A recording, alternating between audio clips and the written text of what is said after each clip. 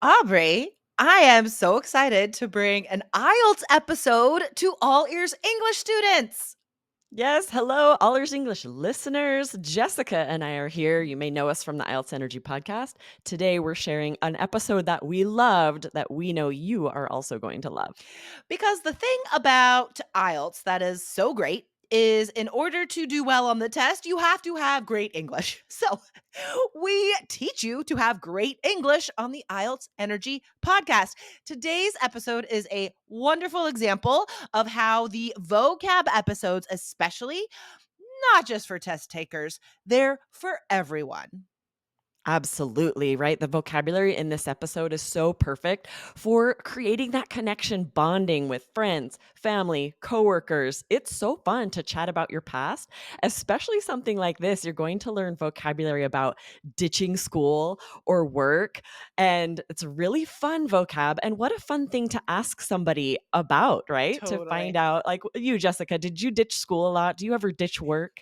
I want to know. I let's talk about that after the episode.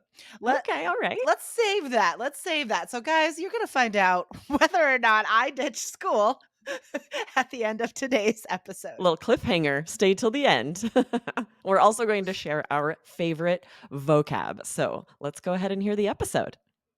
Aubrey, how's your day going so far? It's been a rough day. You know that's going to be an awesome positive answer when it starts with that sound. Oh. I Guys, know, I my really son. I just Go want ahead. to remind people to watch this on YouTube. Yes. IELTS Energy TV, you got to see Aubrey's reaction. Okay, tell us about your day so far. Yes. Okay. So my son came home from school sick. And of course, this happens. Kids come home from school sick. Sure. And then, if they really feel badly, they go to sleep. You don't see them all day. They really feel. This was not the case with him. As soon as we got to the car, I picked him up from the nurse and he really did look sick. And when we got to the car, he was a changed person. He's like, let's go to lunch. Let's go to the movies. I'm like, oh, okay. No. And I couldn't just take him back into school because the nurse told me she had taken his fever and it was super low. Like it was a fever, Taking but his like temperature. Yeah. 100.3. Yes, took his temperature, very slight fever, but enough that I had to pick him up. But he clearly still felt fine. So that's been my day with him coming and like, I'm still not tired. I can't sleep, wanting to be entertained all day. You know, the that story you just told could be an IELTS part 2 answer. Describe a difficult day you had recently. Like that would be Absolutely. a great story to tell in part 2. So inspired by Aubrey's wonderful experience today, we are going to talk about vocabulary related to faking illnesses or not going to school when one should. So we'll teach you 4 vocab phrases about those things, and we'll give some sample answers and questions that you could see on the IELTS exam related to these terms. Aubrey, have you ever faked an illness to like get out of school or to get out of going to work or something? Oh man, I'm trying to remember specifics. I'm sure that I have. It sounds like me. It sounds like something I would do. No, you're too honest. You couldn't do that. I feel like the reason I would do that is if I were to be going on a vacation or I had something I couldn't miss and I had Yeah. requested the time off and it was refused. If they said like, Sure. sorry, you absolutely can't get this time off. And so I would feel like my last resort was to call in sick on that day if I really had no other choice. I hate to admit that I would do that, but what else are you going to do? I want to point out a couple phrasal verbs that came up when I was asking you that question. To get out of something means to not to give a reason so you don't have to do it. To get out of your chores, to get out of going to work, to get out of going to school. It means that you don't have to do that thing anymore, right? You gave a reason, you're off the hook, you don't have to do it. To get off work though is different. That's just to like not go to work, to have the day off, to get off work. So a couple of bonus phrasal verbs for you. Aubrey, what is the first vocab phrase today? So just the verb ditch, ditching school. Kids do this all the time. Sometimes people ditch work as well. It's Yeah. just a really fun slang verb for skipping, for not going. Yep, exactly. And I want to point out also that all of these phrases and the stories that we can tell about them, these are such great ways to connect to other people in real life, right? Yes, these are fantastic for IELTS speaking because they're native and natural, they're interesting. But guys, also remember them for real life because these sorts of conversations, like Aubrey and I could tell stories to each other about ditching school, and it would be such a fun conversation. Absolutely. Or at work, right? If you want to kind of Yeah, make small talk to ask someone, be like, I noticed you ditched work a couple days last week. Where were right? you? Totally. Now here's a second term for that, play hooky. I feel like this is sort of an older term. It's not used as much today, but I still like it. I still use it. It's still considered in use. So to play hooky is the same thing. Like you don't go to something that you should, usually work or school. You could say like on Friday, I decided to play hooky from work. So I think that preposition is important. Play Mm. hooky from. So I decided to play hooky from work and I went to the movies. Nice. I I could want see to do this that. being really useful more generally too, though, right? If you are talking about being more of an introvert and you're asked about what you do on the weekends or what you do for with friends, right? Mhm. And if you were to say something like, "All my friends went out Friday night, but I decided to play hooky because I just didn't feel like it." Like this, Yeah, we do usually collocate it with work or school, but you can be a it's little more true. flexible anytime you're ditching something, anytime you're Yeah. not going to something that you probably would be expected to attend. Yeah. So I would say playing hooky and ditch are synonyms, don't you For sure. think? Absolutely. Yeah. Yes. So they're definitely informal though. So they're great for any part of IELTS speaking. Even though they're informal, you could still use them in speaking part three because they are very topic specific and therefore high level vocab. But I would not use these in writing. Um, Yeah. so we also have a high level phrase that could be used anywhere because it's impressive, could be academic as well. Instead of fake an illness, you could say feign an illness. Now, we need to explain how to spell this because it's not obvious. Right. It's spelled like rain, right? Feign. It really does not look like it's pronounced, so that's tricky. But Yeah, this is such a good point. This is band 9 vocabulary. I've never heard a totally. student use this word in all of the times I've done, speaking tests. So yeah, if you can say, and like you said, Jessica, this could come up for writing task 2, speaking part 3, if you're talking about maybe a government or right a company faking something in some way, faking progress, instead Mhm. say feign or feigning progress. Yeah. Man, this is such a good word.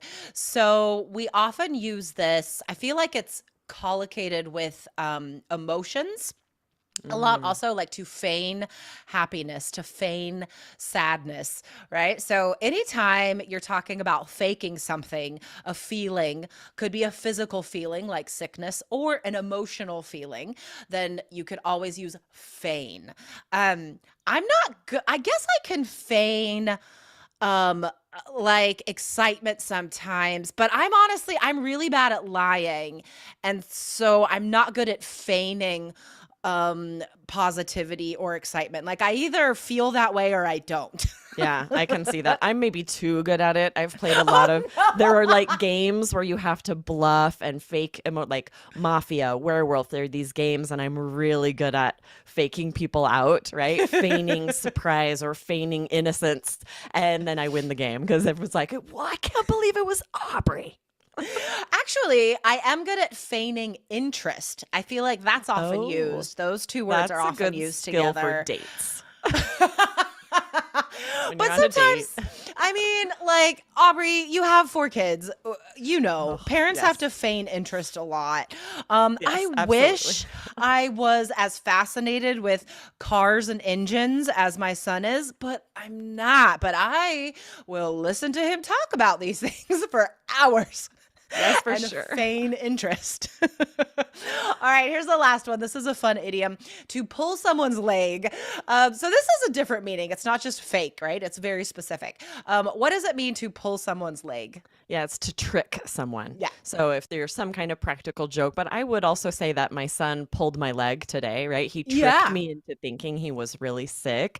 So though it is more of a specific meaning, this could be super useful all over IELTS speaking. Yeah. Anytime you're talking about fooling someone or being fooled by someone else, you could say you pulled their leg. Or I just thought of a great way to use this on IELTS speaking. So I'll share this, guys, and then we'll get into some example questions that you might see on IELTS for this vocab.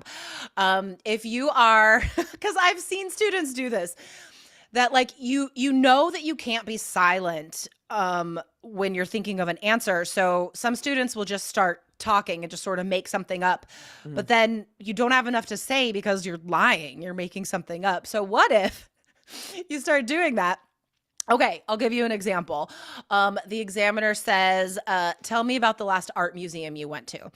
And you're feeling, nervous pressure, and you're like, oh, I went to the Louvre last week. No, I'm pulling your leg. I've never been to France. And That's it's like, awesome. Oh my heck, I love that idea so much. If you find yourself starting to make up a story and then you realize, like, I think it's really obvious this isn't believable and I don't have anything else to say, just pretend you were trying to fool the examiner into believing you. just be like, Actually, I'm pulling your leg. I don't have a good answer for that, so I made it up. Yes, I love that. That's so great. And then you're getting that idiomatic language as Yeah. well. I would love that if a student did that. All right, so let's explore some questions that students might see on the test. We have some speaking part 3 questions that could also be writing task 2 questions, and then a part 2 question we'll share at the end. So what are some speaking part 3 questions students might hear? For example, you might be asked, what are some behavioral problems children have in today's schools? Or do children behave better in school today than they did in the past? These types of questions come up all the time about education and how it's dealt with in different cultures. Oh my gosh. Think about problem solution essays. I've seen that topic numerous times in writing task 2 problem solution, or even opinion essays. Like, what do you think is the main reason why students do this or something? And then speaking part 3, of course. So let's go ahead and give a sample answer. Aubrey, do you want to ask me one of those questions? And I'll try and use the new vocab. Perfect. All right, Jessica, what are some behavioral problems children have in today's schools? Honestly, it's shocking. I feel like when I was growing up, I thought students were bad when I was growing up, but the stories I hear, albeit anecdotal, they're just for my son, but I am shocked. Apparently, in middle school here, students are ditching school all the time. James says that 7th and 8th graders consistently play hooky and just hang out in the school bathroom. They don't even, it's not like they're even trying. They're not feigning an illness. They're not like giving a good reason. They just ditch. They just don't even go. And so, and nobody's keeping track of this. No, there's no like administrators trying to fix this problem. So that's the biggest behavioral problem that I know about. Ooh, impressive. You squeezed in all of that vocabulary. I feel like that was awesome. And I want to point out the bonus vocab to say albeit. What a band 9 word to say that. Basically just means like maybe it's the case that, right? But really high level if you can just squeeze that in. You said albeit anecdotal, meaning like, okay, everything I have is just what my son has told me, right? Oh man, you guys got to figure out a way to sneak that into one of your answers. Anecdotal is such a great adjective, guys. It just means this evidence I am providing is just based on a few stories I know. That's all. It's like, this isn't like a huge research study. I didn't read this in the newspaper. This is purely anecdotal, just based on my own personal experience. So awesome adjective. Yes. And really quick, just to say, can confirm, I hear the same thing from my high schoolers, right? Since 7th, 8th, 9th grade. Crazy. Every time they go to the bathroom, it's just full of kids that are just like not going to class. Like, why? How are they getting away with that? I really have a lot of opinions about all of this. Like, I am continuously shocked about the stories I hear from James about his school. I'm like, what is even middle school for? What are, Right. are they even worried about teaching?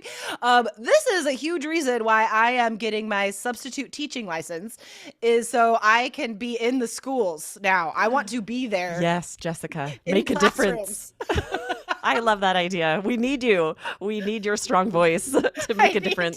help. I know what you're doing. I was in middle school once. Okay, back to IELTS, guys. Here's a couple more questions that you should practice on your own. And use today's vocab. So, what's one more part 3 question that they might be able to use today's vocab for? So you might be asked about corporations, like do companies provide adequate sick leave in your country? Something like this would be a great way to talk about, if you think they don't, that like what I was saying at the beginning, where you might have to fake sick in order to get the time you need if you're not given it by a company. Yeah, totally. And an acronym there that you could use that would it's not just industry specific, it's everywhere. PTO, right? Personal Mm. time off. No, paid time off. Sorry. Paid time off. So that's an acronym you guys could throw in. And finally, what's a part 2 question they might be able to practice? Yeah, describe a time you took a day off work. So you could, Oh, like Jessica did for her answer, use all of this vocabulary in one part 2 yeah. to avoid repeating the same words over and over. Throw in an idiom, throw in this great slang, right? And yeah, for a part 2 like that, you could definitely use all of these. Yes, I love it. All right, everyone. Thank you for listening today. And if you want to send us a question, maybe we'll feature your name and your question on a future episode. So write us at support@allearsenglish.com. All right, awesome. Aubrey, thanks for chatting today. Awesome. See you next time.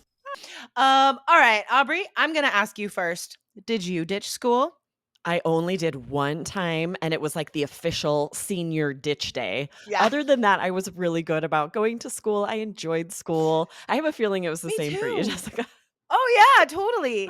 I and still remain today. I am such a dork who follows a lot of rules, but I don't look like it. My like outside does not match the rule follower I am on the inside. I love this Yeah, expression though, to play hooky. What a fun so way to good. ask somebody, did you play hooky as a kid? Very informal slang. I would love if a coworker asked me this, friends, family. It's such a fun conversation starter. Totally. Oh my gosh, so many great stories. Like I could tell you guys about the one time I ditched school. It's a great story. But I'm not going to take all that time. But just to show you guys that there are great stories attached to this vocabulary. So using it yourself, asking others about it, this is what leads to such great connection. And also, it's not just about sharing stories from like ditching school when you were in high school.